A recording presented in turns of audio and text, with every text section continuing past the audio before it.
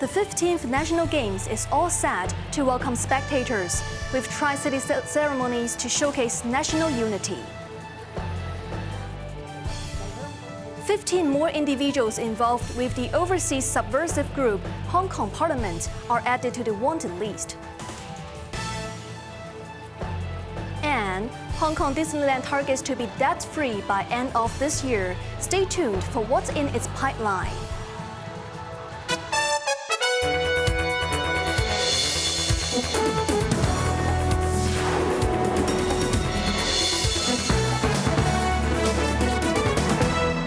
Good evening. You're watching Cable News. I'm Evelyn Bai. The 15th National Games, marking Hong Kong's first time as a co-host, will kick off with an opening ceremony in Guangzhou on November 9th. All competition venues across Guangdong, Hong Kong and Macau are ready, with mass participation events in full swing. Chief Secretary Eric Chan said the Games signify the city's deeper integration into national developments. Xue Ren reports. The National Games will feature an opening ceremony in Guangzhou on November 9th and a closing ceremony in Shenzhen on November 21st. The Games include 34 major competition events and 419 subcategories, expecting over 15,000 athletes to compete in the finals. A torch relay will also feature torchbearers passing Guangdong, Hong Kong and Macau, connecting the three regions. Tong Li-Xin, Deputy Director of the General Administration of Sport, noted that the Games will leverage the one country, two systems principle, with Guangdong taking the lead role while prioritizing the two SARs, factoring in each of their unique characteristics. Hong Kong will host 9 sports events, including fencing, triathlon and rugby sevens. Chan emphasized the historic significance of co-hosting with Guangdong and Macau, reflecting the nation's trust and expectations in Hong Kong. He said the SAR has the ability and experience to host large-scale sports events, and the organizing committee is also actively seeking simplified visa measures for mainland residents to visit Hong Kong to attend the Games. To boost promotion and spark excitement for the Games, Hong Kong will launch a 100-day countdown event on August 2nd, Chan added. Cheryl Yun, Cable News. The city's National Security Police has placed bounties on 19 individuals for their involvement in the overseas subversive group Hong Kong Parliament. Jeremy Zhu reports.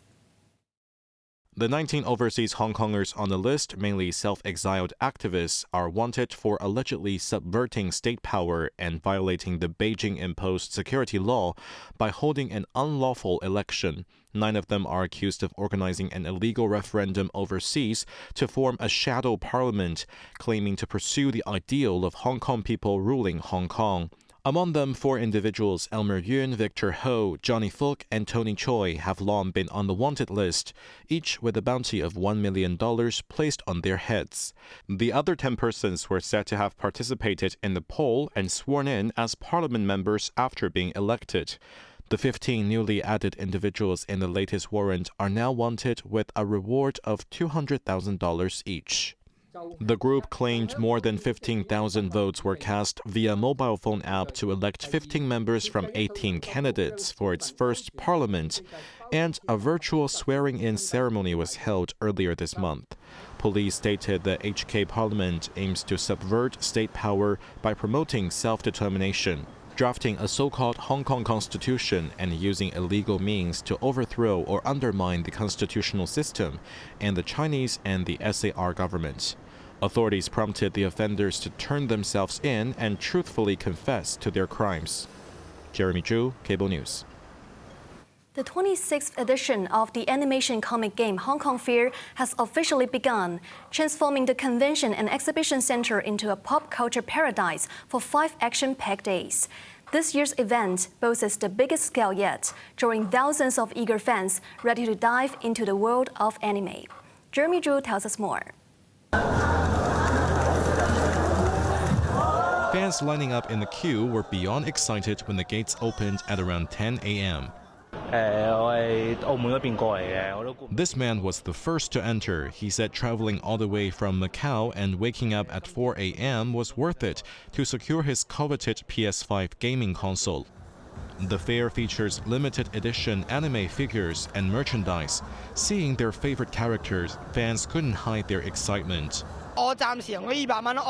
This gentleman said he already spent $200 on a backpack, a sword, and a lucky bag, with plans to spend up to $1,500.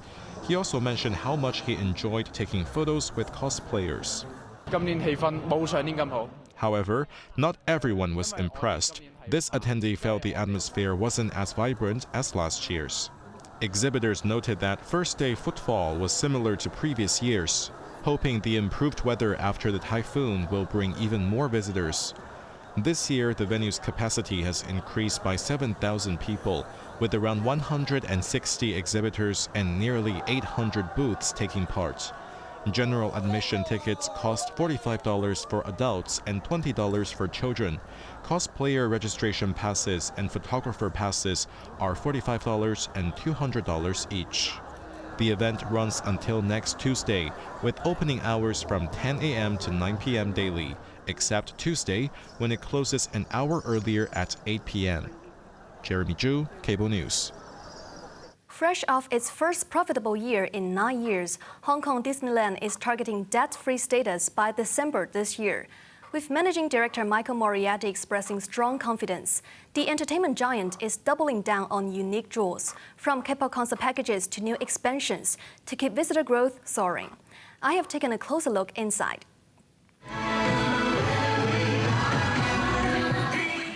With its financials turning to profit for the first time in 9 years in the fiscal year ending September 2024, Hong Kong Disneyland is expecting to pay off the remaining 40% of the loan from the SAR government and its parent Walt Disney Company by the end of the year, achieving debt-free status. All eyes are on whether the theme park can keep up its momentum for this fiscal year. Thank you. Managing Director Michael Moriarty expressed optimism, noting that the park's cash reserves continue to grow. We have the summer ahead of us. Don't have a crystal ball on how the rest of it's going, but very excited about what we're seeing right now, especially after the launch of the 20th anniversary. And that's going to carry forward into the next fiscal year as well, as this is a 12-month celebration. I think our attendance for arrivals into Hong Kong is definitely outpacing that of the overall arrivals into Hong Kong. And so we're very proud of that as well. The Hong Kong Disneyland chief added that the resort saw a very strong attendance from Southeast Asia, along with South Korea, Japan, and the Philippines. Amid a surging number of visitors, the theme park's next step will be to collaborate with ticket firms to launch limited ticket packages, combining resorts and music concerts, like G-Dragon in August and Blackpink next year, to offer a unique experience for fun lovers. In addition, Moriarty also pledged to offer unique attractions for visitors, with 2 new projects in the pipeline. This is the first time since 2011 that we've had 2 major attractions under construction at the same time.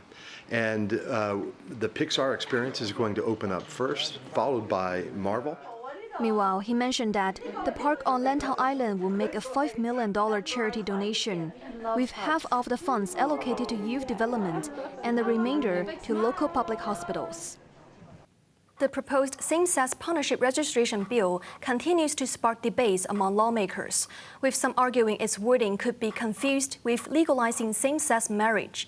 Authorities reiterated that the city's law only recognizes traditional marriage between a man and a woman. Shurin reports. The registration of same-sex partnerships bill is undergoing clause-by-clause scrutiny in the Legislative Council. DAB lawmaker Nick Lam called the bill's wording confusing, noting that some people mistakenly believe it legalizes same-sex marriage rather than recognizing a partnership. New People's Party chairwoman Regina Ip, the only lawmaker supporting the bill, emphasized that it clearly defines same-sex partnerships, akin to terms like significant other or life partner used in Western contexts, which is distinct from marriage-bound spouses. Authorities defended the wording, stating it aligns with the Court of Final Appeal ruling mandating an alternative framework for same-sex partnerships, while reiterating that Hong Kong's legal definition of marriage remains exclusively between a man and a woman. Lawmakers also debated the practicalities of registration. Liberal Party lawmaker Peter Shiu expressed concern that currently same-sex couples can get married remotely in Hong Kong under overseas laws. If they are allowed to apply for official recognition of their partnership the following day, it potentially gives a false impression of legal same-sex marriage in Hong Kong. Secretary for Constitutional and Mainland Affairs Eric Tsang clarified that if overseas laws permit remote registration, the bill must accept it as a legal process. He stressed that the registration system does not equate to legalizing same-sex marriage and pledged greater public education efforts. Cheryl Yun, Cable News. Tensions between Thailand and Cambodia have reached a dangerous new level, with at least 16 dead and dozens wounded in ongoing border clashes. Thailand's acting Prime Minister Phongtham Vechayachai has warned the situation is edging towards war. Jeremy Zhu reports. Gunfire and shelling continued overnight along the disputed border. In Thailand's Surin province, a hospital hit by Cambodian artillery yesterday was still treating wounded soldiers, despite partial damage to its buildings. The Thai military accuses Cambodia of using heavy Soviet-era weaponry, including BM-21 Grad rocket launchers, and deliberately targeting civilian areas, homes, schools, and medical facilities. Thailand has now ordered evacuations within 50 kilometers of the border, with around 100,000 people already relocated. On the other side of the border in Cambodia's Odar Minche province, villagers reported gunfire and military patrols early today. Cambodia accuses Thai forces of using cluster munitions, a potential war crime under international law. Footages circulating online appear to show Thai F-16 fighter jets striking Cambodian positions, though Phnom Penh claims the bombs only hit a roadside area. Thousands of civilians have fled the area overnight, with officials confirming 1,500 families evacuated. The two nations share an 800-kilometer border with decades of territorial disputes, particularly over the 11th century Priya Vihir Temple, a Hindu ruin that both countries fiercely claim as their own. Chinese embassy in Thailand warned its nationals to monitor developments closely, pay attention to Thai government advisories, and enhance safety precautions. Jeremy Zhu, Cable News. A school collapse in western India has left at least 4 children dead and 17 others injured. Dozens have been trapped under the rubble. Online footage shows crowds of people assisting in rescue efforts amid the debris. Indian media reports that a government primary school in Rajasthan state collapsed around 8:30 a.m. as students and teachers were preparing for morning prayers. Local officials and emergency crews have arrived at the scene, while anxious family members gather nearby. Authorities have ordered a thorough investigation into the cause of the collapse. Reports suggest the building was dilapidated and had received multiple complaints in the past.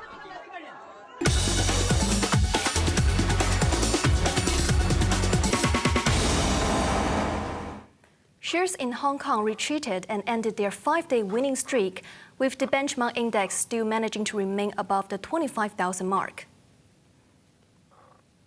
The Hang Seng Index ended the day down 278 points.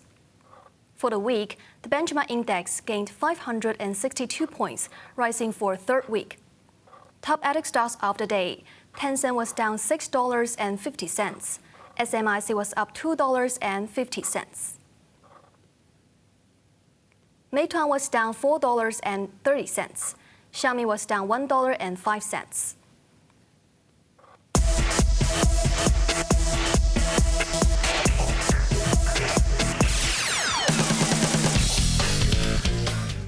Italian football giants AC Milan are back in Hong Kong for the first time since 2004. Players and club legends joined young local players for some football action at the Kai Tak Sports Park. The star-studded delegation, including former stars Alexandre Pato and Serginho, showcased their skills and interacted with young footballers from AC Milan Academy in Hong Kong at a training camp. Fans also got a special treat with photo opportunities and autographs from their favorite idols. Adding to the excitement, current stars Rafael Leao, Ruben Loftus-Cheek, and Makers also made a grand appearance. The team will face off against Premier League champions Liverpool in a highly anticipated pre-season friendly match this Saturday at the Kai Tak Stadium. On to the weather now. Mainly cloudy with a few showers. Showers will be heavier in some areas with squally thunderstorms at first. Very hot with sunny periods during the day. That's our news tonight. I'm Evelyn Bai. Thanks for watching and good night.